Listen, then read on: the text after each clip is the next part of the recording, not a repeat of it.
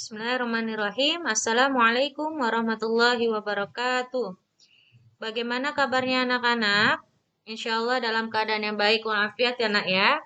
Sebelum kita memasuki pembahasan materi yang terakhir, yaitu tentang sejarah Islam pada masa modern, alangkah baiknya kita berdoa agar ilmu yang ibu sampaikan dapat bermanfaat.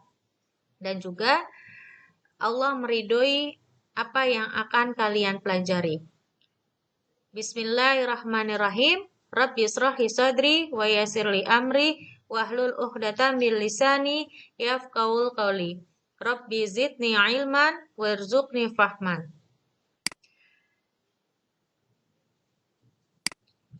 Pembahasan kali ini adalah tentang sejarah Islam pada masa modern tahun 1800 Masehi hingga sekarang.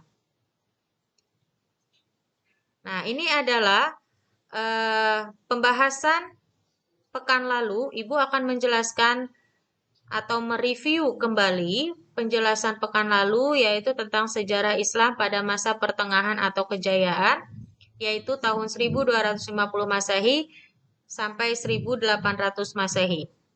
Diawali dengan kerajaan Safawi, yaitu kerajaan Safawi yang didirikan oleh Syah Ismail Safawi pada tahun 1501 Masehi di Persia. Nah, di dalam kerajaan Safawi ini ada dua fase langkah strategis yang menjadi kerajaan Safawi ini maju. Yang pertama adalah jamaah tarekat dibuat menjadi dua corak, yaitu Sunni dan Syiah. Corak Sunni dipimpin oleh Safiuddin dan corak Syiah dipimpin oleh Khawaja Ali atau cucunya Safiuddin.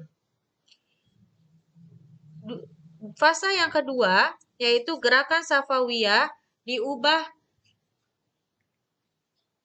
bentuknya menjadi gerakan politik di bawah pimpinan Junaidi bin Ibrahim untuk membentuk pemerintahan sendiri sebagai sikap protes terhadap pemerintahan Abbasiyah yang tidak memberi peran strategi ketika berkuasa.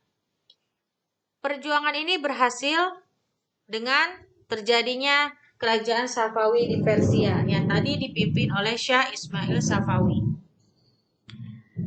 Kemajuan-kemajuan yang dicapai pada masa kerajaan Safawi yang pertama adalah menguasai kepulauan Hormuz dari tangan Turki oleh Abbas.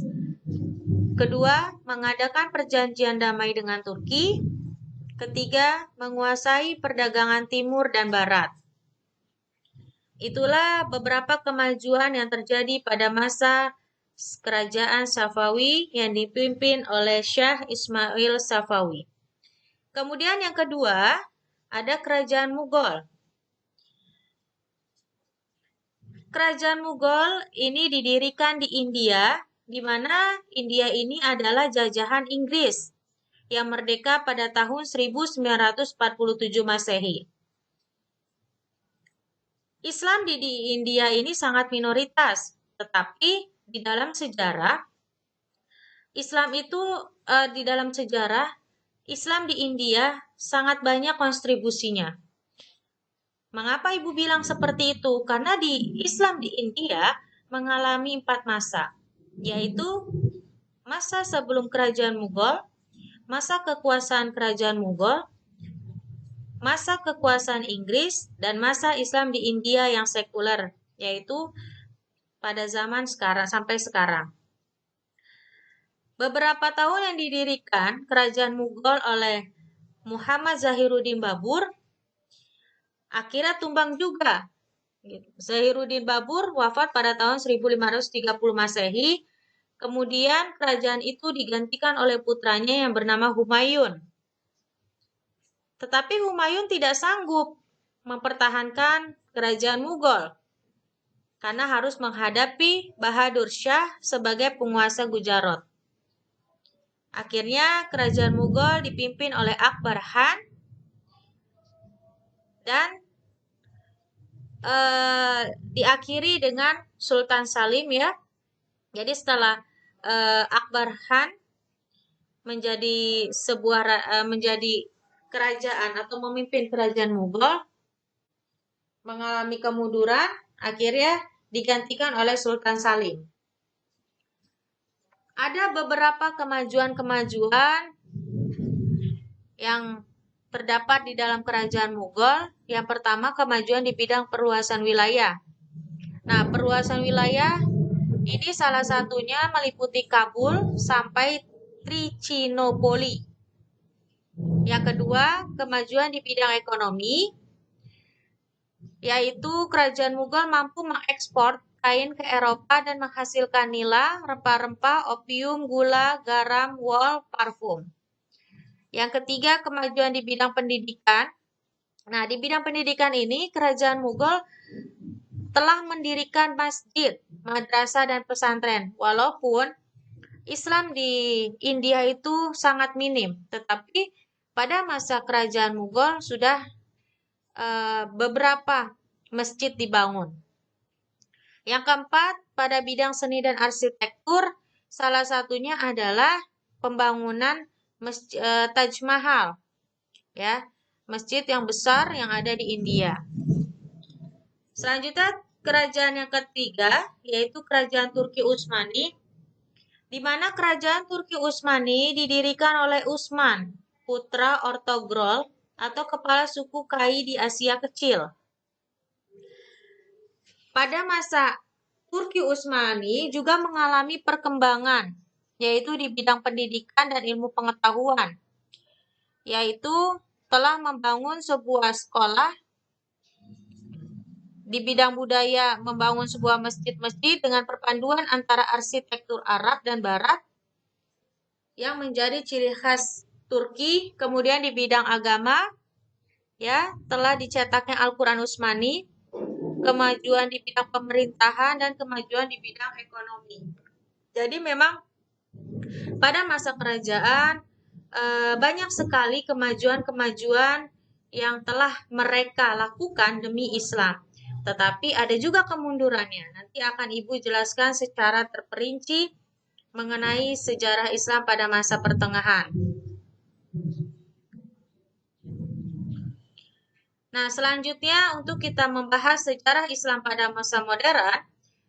Nah, di sini ada kompetensi pembelajarannya, yaitu yang pertama menelaah perkembangan Islam pada masa modern, menyajikan prinsip perkembangan peradaban Islam pada masa modern, menyajikan prinsip pembaharuan yang sesuai dengan perkembangan peradaban Islam pada masa modern. Lanjut. Nah, di sini ada video sejarah Islam pada masa modern. Nanti kalian silakan ya nak ya, buka di YouTube agar mempermudah kalian dalam memahami sejarah Islam pada masa modern. Ini link yang Ibu sudah berikan, silakan kalian lihat di YouTube untuk lebih jelasnya lagi. Oke, untuk mempermudah proses pembelajaran kita, Ibu memberikan peta konsepnya. Kita akan membahas tentang secara umum sejarah masa klasik, sejarah Islam masa pertengahan, yaitu pembahasan pekan lalu. Nanti akan Ibu review kembali sejarah pada masa modern, gerakan pembaharuan oleh Fazlur Rahman, gerakan pembaharuan di berbagai negara, kemudian kemerdekaan negara dari imperialisme. Poin yang pertama yaitu tentang sejarah Islam pada masa klasik, di mana sejarah Islam pada masa klasik terjadi pada tahun 650 sampai 1250 Masehi. Pada masa klasik ini sejarah ya dari masanya Nabi Muhammad, Khulafaur Rasyidin, kemudian masuk kepada dinasti Bani Umayyah dan dinasti Bani Abbasiyah. Di dalam proses ini Islam banyak sekali kemajuan-kemajuan yang dilakukan oleh umat Islam pada zaman klasik, yaitu pertama melaksanakan ajaran Al-Quran menggunakan akal, kedua menuntut ilmu agama dan juga ilmu teknologi. Jadi selain agama, umat muslim juga mempelajari ilmu-ilmu alam yang lainnya atau kita sebut dengan iptek. Yang ketiga, ilmu agama dikembangkan dengan ijtihad dan sains. Yang keempat, ulama berdiri sendiri. Ya, jadi ulama tidak mengalami ketergantungan gitu ya. Jadi memang beliau para ulama pada zaman klasik itu sigap dan memang berdiri sendiri. Kedua adalah sejarah Islam masa pertengahan, di mana sejarah Islam masa pertengahan tadi melewati 3 kerajaan, yaitu kerajaan Safawi, kerajaan Mughal, dan kerajaan Turki Utsmani. Ada kemajuan-kemajuan yang terdapat di dalam kerajaan tersebut, ya, kemajuan-kemajuannya, dan juga ada kemundurannya. Pada masa pertengahan ini, ulama tidak berani lagi nih melakukan ijtihad. Kemudian tidak tidak menggunakan akal lagi. Jadi dia lebih kepada pemikiran saja yang biasa seperti itu. Kemudian menerima saja karya pada zaman klasik, ya. Banyak ulama yang bergantung kepada pemerintahan dan sibuk dengan ilmu agama tanpa memperdulikan ilmu umum. Itu yang terjadi pada masa pertengahan. Yang ketiga adalah sejarah Islam pada masa modern. Nah, sejarah Islam pada masa modern ini terjadi pada tahun 1800 Masehi hingga sekarang. Di mana sejarah pada masa ini adanya sebuah gerakan-gerakan pembaharuan yang dilakukan oleh Fazlur Rahman dan juga gerakan-gerakan pembaharuan yang dilakukan oleh beberapa negara. Oke, kita lihat kembali di sini ada gerakan pembaharuan yang dilakukan oleh Fazlur Rahman. Yang pertama adalah gerakan revivalisme pramodernis. Yang kedua, gerakan modernis klasik. Yang ketiga, gerakan neo-revivalis pasca modernis. Yang keempat adalah gerakan neomodernisme. Ya. Oke, kita bahas satu persatu mengenai gerakan revivalisme pramodernis. Gerakan revivalisme pramodernis yaitu gerakan yang dikenal dengan gerakan revivalis awal. Model gerakan ini timbul sebagai reaksi atas merosotnya moralitas umat Islam. Waktu itu, masyarakat Islam diliputi oleh kebekuan pemikiran karena terperangkap dalam pola tradisi yang sudah tidak sesuai lagi dengan perkembangan zaman. Jadi, pada zaman ini, ya, revivalisme pramodernis, muncullah pemahaman atau tradisi yang lebih kepada mendekati kesyirikan, gitu ya. Lebih mendekati kesyirikan.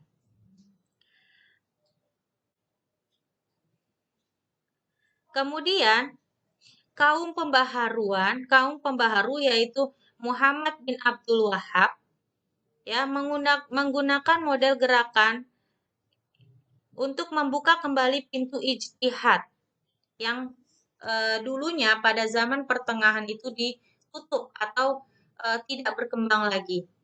Lalu sama Muhammad bin Abdul Wahhab ya, gerakan ijtihad itu terbuka kembali. Kemudian kedua, gerakan modernisme klasik, di mana gerakan ini termanifestasikan dalam pembaharuan lembaga-lembaga pendidikan. Jadi gerakan modernisme klasik lebih mendekatkan kepada aspek pendidikan, lembaga pendidikan, sehingga lebih efektif di dalam penyebaran Islamnya. Dengan membuat sekolah-sekolah gitu ya, yang bertahap tentang Al-Quran dan As-Sunnah. Nah, sehingga perluasan Islam ini lebih mudah pada gerakan modernisme klasik. Tahap yang ketiga yaitu gerakan neo-revivalis pasca modernis. Pada tahap ini kombinasi tertentu antara Islam dan Barat masih dicobakan. Bahkan ide-ide Barat, terutama di bidang-bidang sosial, politik maupun ekonomi, dikemas dengan istilah-istilah Islam. Jadi adanya sebuah kombinasi antara pemikiran Islam dengan pemikiran Barat. tapi lebih dominan ke pemikiran Islamnya. Ya. Kemudian di dalam tahapan yang keempat yaitu gerakan neomodernisme, di mana gerakan ini adalah gerakan yang dilancarkan berdasarkan kritik terhadap gerakan-gerakan terdahulu. Ya, yang dilakukan oleh Fazlur Rahman. Ini adalah tahapan yang terakhir. Gerakan yang terdahulu hanya mengatasi tantangan Barat, karena gerakan ini mengambil begitu saja istilah Barat dan kemudian mengemasnya dengan simbol-simbol Islam tanpa disertai sikap kritis terhadap Barat dan warisan Islam. Dengan sikap kritis, baik terhadap Barat maupun warisan Islam sendiri, maka kaum Muslim akan menemukan solusi bagi masa depannya.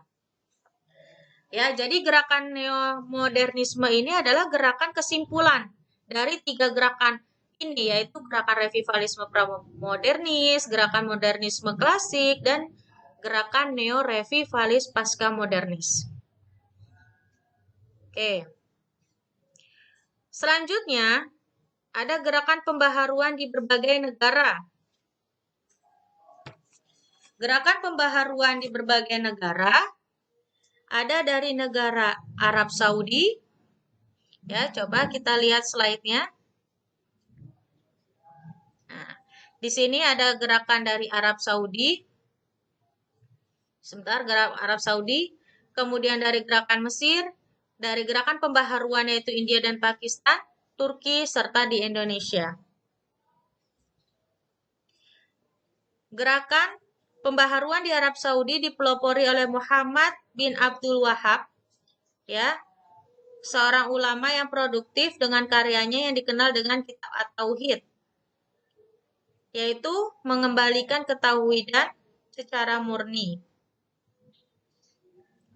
Nah, kemudian dilanjutkan dengan gerakan yang kedua, yaitu di Mesir, yang dipelopori oleh Muhammad Ali Pasha.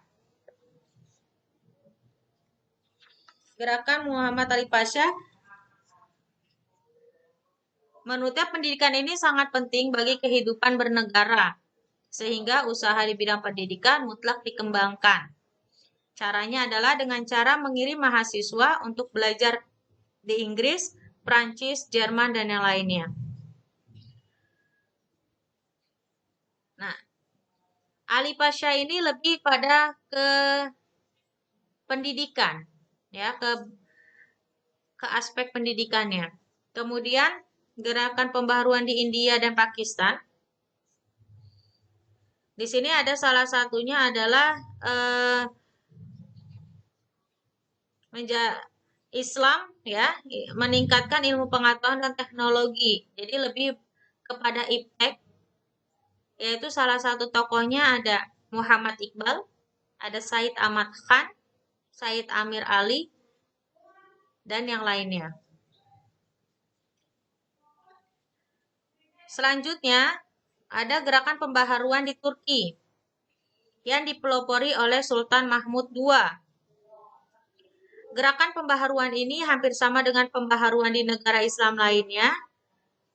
Latar belakangnya pun juga sama, yaitu di bidang ilmu pengetahuan dan teknologi. Jadi banyak sekali memang pembaharuan Islam itu lebih mengedepankan kepada pendidikan dan teknologi, sehingga Islam itu lebih luas di dalam menyebarkan ke seluruh dunia. Yang terakhir adalah gerakan Islam pada masa Indonesia, yaitu dipelopori oleh Haji Miskin. Nah, peloporan ini tokoh Haji Miskin ini lebih mendekatkan kepada Al-Quran dan hadis dan ijtihad, dan juga mendirikan sebuah lembaga-lembaga pendidikan, yaitu Jami'iyah Al-Irsyad dan Jami'iyah Al-Khair. Ajaran yang dikembangkan adalah ajaran salaf yang mengikuti paham ulama salaf dengan pakaian yang serba putih. Jadi lebih menekankan kepada pemikiran salaf. Ya, selanjutnya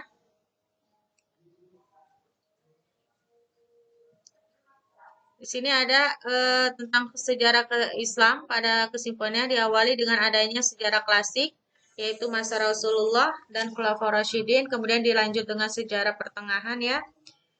Ada dinasti, kemudian negara-negara kemajuan Islam.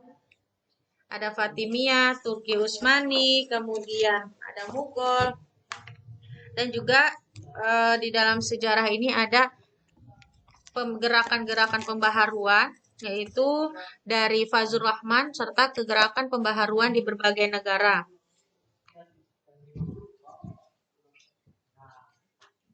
Nah, sekarang Ibu mau tanya, bagaimana menurut kalian mengenai sejarah Islam pada masa modern? Nanti kalian silakan jabarkan pembahasan kita hari ini. Terima kasih untuk pembahasan tentang sejarah Islam pada masa modern sampai ke gerakan-gerakan pembaharuan Islam.